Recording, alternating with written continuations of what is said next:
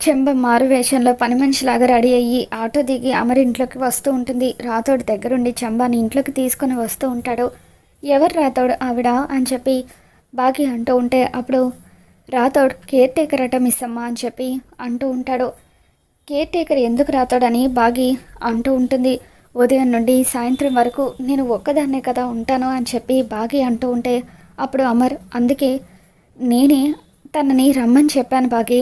ఉదయం నుండి సాయంత్రం వరకు నువ్వు ఒక్కదానివే ఒంటరిగా ఉంటావు, అందుకే నీకు తోడుగా ఉండడం కోసం అని చెప్పి ఆవిడ్ని రమ్మని చెప్పాను అని అమర్ అంటూ ఉంటాడు.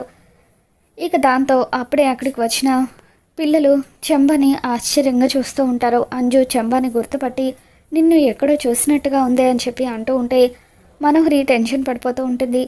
చెంబ అస్థికలు అంజు లాక్కొని గోరని తనను చితక్కొట్టిన విషయం గుర్తు చేసుకొని ఎక్కడ అంజు తన గురించి చెప్పేస్తుందోనని టెన్షన్ పడిపోతూ ఉంటుంది. మరి చెంబను గుర్తుపట్టి అంజు తన గురించి అమర్కి నిజం చెప్పేస్తుందా, ఏం జరగబోతుందో మళ్ళీ మన ఛానల్లో తెలుసుకుందాం. ఈ వీడియో మీకు నచ్చినట్లయితే లైక్ చేయండి.